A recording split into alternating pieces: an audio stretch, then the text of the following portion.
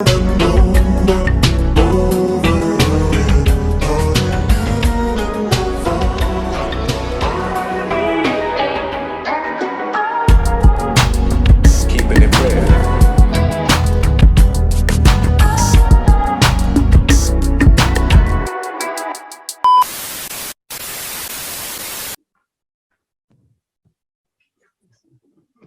I go?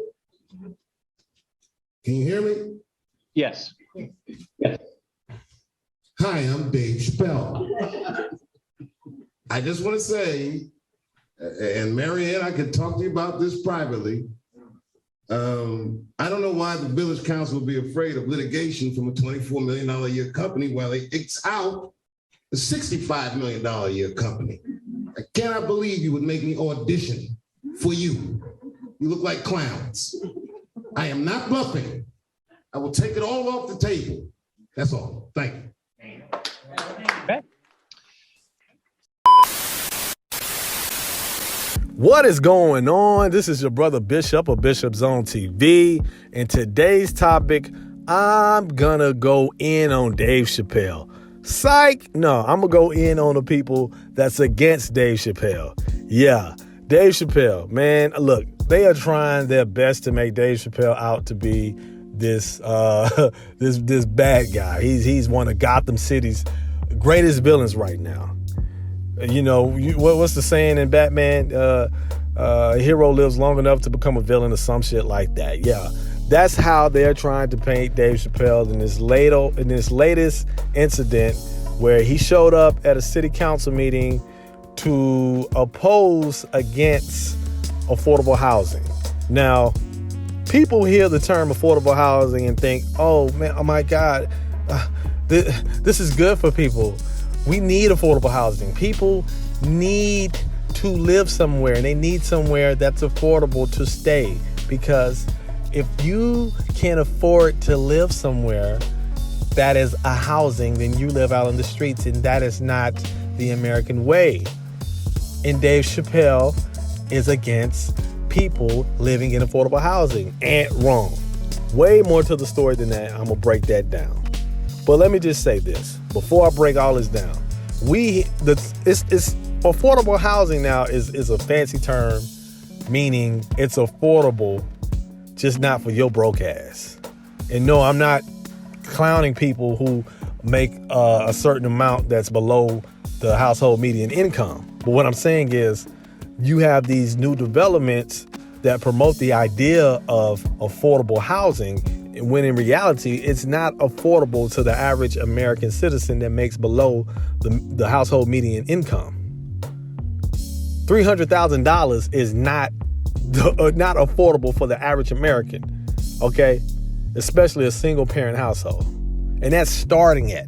A lot of these affordable homes that these developers are putting up, it's just a tactic so they can make a way to push their development forward. It's not really genuine. It's no way you can live in a community that is way above median income. I'm talking about homes starting at $500,000, $600,000, and then all of a sudden you implement affordable housing in these communities. If that was the case, they would have did that from the very beginning. That's bullshit. It's just affordable housing for those who make above the median income. And if you can go on any site, look at some of these cities like Atlanta, Houston, Dallas, Charlotte, whatever. I lived in these cities. Well, I lived in Houston. I live in Houston now, and I live in Atlanta. When these people say that they're building, they're developing affordable housing, you're telling me you're building affordable housing, let's say like somewhere off Beltline, where these homes again are close to $1 million. They're $500,000, but now you want to do affordable housing. They already had affordable housing in these areas. They were called the projects, housing projects, and they tore them down. They left them in despair. These communities were just the worst slums possible decades ago, and they destroyed them, got rid of them, and now you have a bunch of hipsters walking around here pointing their nose and got their noses down, pointing fingers at Dave Chappelle because somehow he's the elitist. So let's get into it, man. To hell with it. Let's go. Now, here's the problem. People are anti-Dave Chappelle right now. A lot of people are still upset about his stand-up, which they felt like he attacked the trans community.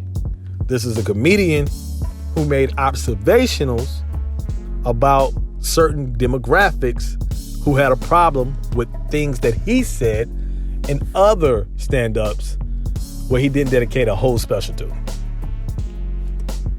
They were upset about that. The man did promote his version of Mein Kampf. He didn't have any trans attacks, verbal attacks. He didn't condone any violent acts against trans people, but it doesn't matter because guess what? We see this clip and we think this person is a horrible human being. He's rich. He's successful. He's what do they say? Not in my neighborhood. Not in my backyard. How dare these not in my backyard people? It's ironic that, a lot of the people that were complaining on Twitter about Dave Chappelle's comments, one, these people live in very expensive cities. How ironic is that? You got people from San Francisco, Washington, D.C., all these very, very expensive cities, some of the most expensive cities in the world where the average American cannot afford to live in. Yet here they are pointing their nose down at Dave Chappelle, who decided to move to a community that isn't as expensive as those cities. Who's really the elitist here? Who's really the elitist? Are y'all inviting the average American to come into y'all household and enjoy the fruits of labor, of being in San Francisco and Washington, D.C., New York City? Again, this is not an attack on liberals, because I could give a flying physic on the political agenda, political parties. To hell with both of them. That's one of the issues. That's one of the problems with this country now is it's too embedded and too entrenched into these parties that don't give a damn about nobody on either side. But I'm ranting and raving. While people were so against Dave Chappelle because of something that had nothing really to do with what he was fighting against, they failed to realize who he and other people in that village were against. They were against this organization that is pro-Trump, that is deeply Republican. Now, I know I just said forget all the parties, but since these people are liberals, diehard liberals, and care so much about the poor, how do y'all feel taking up for somebody who donated lots of money to the Trump campaign, donates lots of money to Republicans, and doesn't give a damn about giving affordable housing to people in low-income communities? This community, O'Bara, and I think I'm saying it right, is based out of Dayton, Ohio. Dayton, Ohio has a high poverty rate. It has one of the highest poverty rates in America for a city its size. I believe over 30%, if you look at that.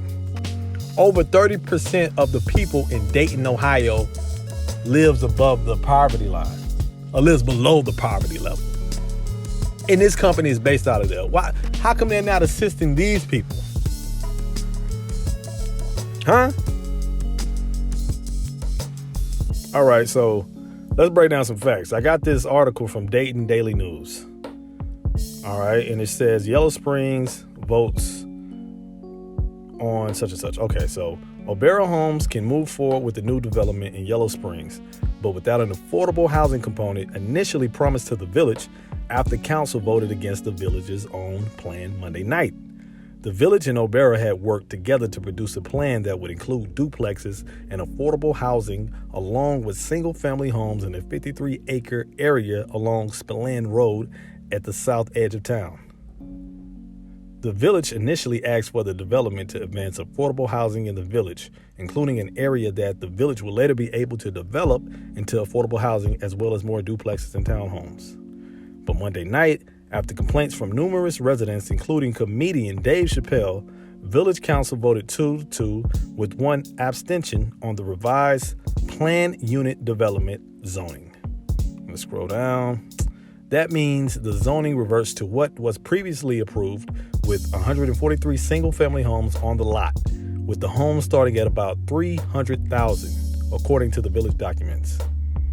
See the link? So the development that council voted on Monday night would have included 64 single-family homes, 52 duplexes, and 24 townhomes, with an additional 1.75 acres to be donated to the community for affordable housing to be built later.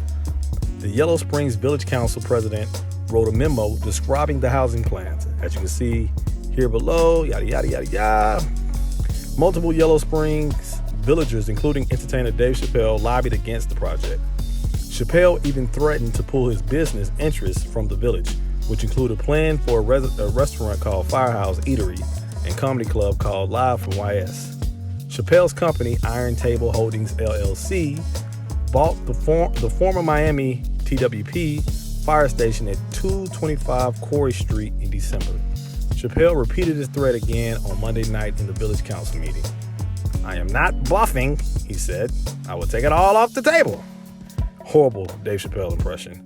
Other villagers cited concerns with traffic flow, problems with the proposed homeowners association, and issues with water management, but several villagers said they also felt that council had not included them in the process with O'Bara. One resident, Matthew Kirk, a member of the Citizens Board who worked on the project, said he was initially excited, but his view later soured. He argued that the plan was really two projects rather than one, a single-family home development next to a condo development. I think it's important to kind of understand the framing and also understand how these products attract different home buyers, Kirk said. So, okay, I'm going to read a paragraph from Kenan Institute of Private Enterprise, and it kind of goes into a little bit about affordable housing. And it starts off, can't we just build cheaper houses? Many economists point to land use restrictions and burdensome development approval processes as driving up the cost of housing and thus decreasing affordability. Although loosening regulatory barriers would certainly help, our analysis shows this alone would not be enough. This is because it's almost impossible to build housing cheap enough to make it affordable.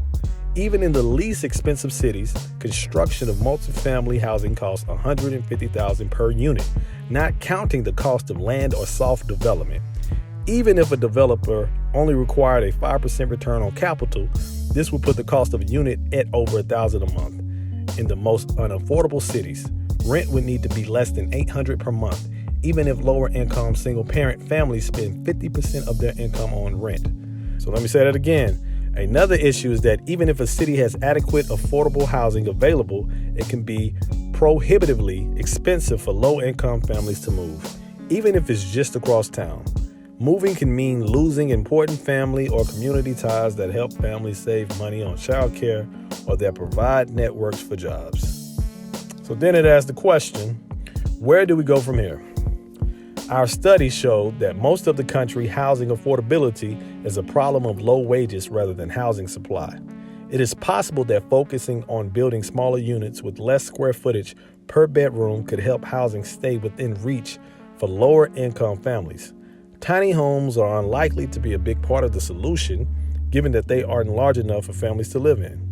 New housing that is only slightly higher cost than existing stock could help slightly higher income households move out of less expensive housing, making a greater number of affordable units available through a filtering down process. But we likely can't solve the issue simply by building more housing alone. So I want y'all to look at this. This is the company, O'Bara Homes. What is O'Bara Homes about us? This is the website. It's a labor of love. Now, as you scroll down, you see the company started in 1949, founded by George F. O'Bara and son George O'Bara Sr. This is the team. This is the CEO. Look at the CEO right here. Look at the vice president. Look at the sales coordinator. Look at the sales consultant. Look at the other sales consultant. Look at the closing coordinator. Look at the home design and cost coordinator. Look, I'm not racist. Damn, look at him. Rod. I'm not racist. But unless these people are Creole, I highly doubt they give a damn about helping lower income communities, people of color, as y'all like to say. I don't say it, but y'all like to say it. Look at these faces. Oh, these are some angelic, white people. They're angelic. They're here to save the community of Yellow Springs, which, by the way, Yellow Springs has a higher cost of living than the majority of the state of Ohio, any damn way. So it's laughable that you're bringing affordable housing, which starts at $300,000, to Yellow Springs. And y'all mad at Dave Chappelle. Again, this just shows. This just shows how deeply involved people are with their soapboxes. They're so embedded in their beliefs that they can't get beside themselves and look at things objectively. This is what's wrong in America. And it's been this way for a minute. You know, I'm not one of these people. Back in my day, America's always been fucked up. This is the land of the enslaved and genocide. So it's not like, you know, it was ever any gracious period in this country. But now with the internet, we just have more annoying voices and more people trying to project certain things on people, especially people of a certain status, when they don't agree with certain things that they've done. If you don't agree with Dave Chappelle because of comments he made about the trans community, fine. But you can't paint this man as a villain while supporting actual people who donate to people you were against. Y'all were the ones that were supposedly against Trump. But now the good people of O'Bara Homes is here to save the low-income communities of Yellow Springs, Ohio. Y'all know goddamn well y'all didn't even know Yellow Springs, Ohio existed in the first place. To all of a sudden, I care about the lower income. Care about the low income in Washington, D.C. Care about the low income housing in San Francisco. Are you moving out? Are you protesting? Are you boycotting San Francisco? Huh? You some dusty motherfuckers. You're dusty. You're dusty. Mad at Dave Chappelle from drinking your latte, your medicine ball in Starbucks in your gentrified neighborhood. Half the people commenting on that very topic probably live in a gentrified neighborhood. I was just so angry. I had to stop thrift shopping in Williamsburg when I saw that Dave Chappelle clip. Fuck out of here. And look, y'all, I told you, I got receipts. This is the guy who was all about bringing lower income or bringing affordable housing to Yellow Springs, Ohio. You can look at the paper trail. Look at the campaignmoney.com. Look at this up. I'm not making this up. And you can see, we can scroll down. So as you can see, George O'Bara, political contributions in 2020. Beaver Creek, Ohio. So you know it's in Ohio.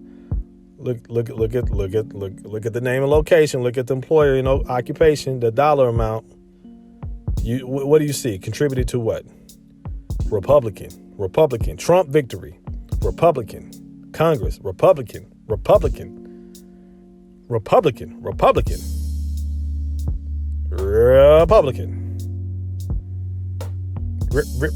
Trump Make America Great Again Committee. And y'all mad at Dave Chappelle.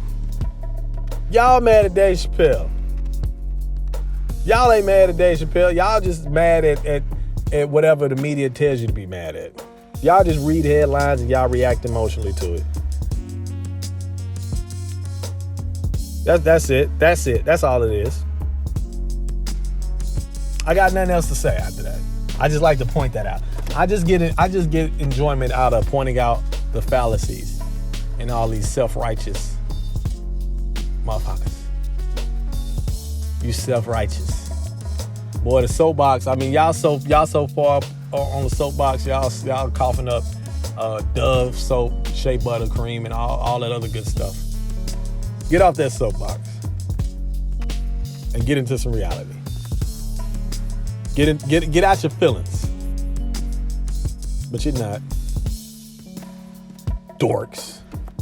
I didn't have anything else to say but dorks. So like and subscribe. Channel was growing and growing. I'm shocked that y'all really like me. You really like me. And for those who don't like me, continue to leave comments because that is getting my views up. Even if you think it's clout chasing, I mean, it's YouTube. What the hell else am I supposed to be doing here, you dumb mother?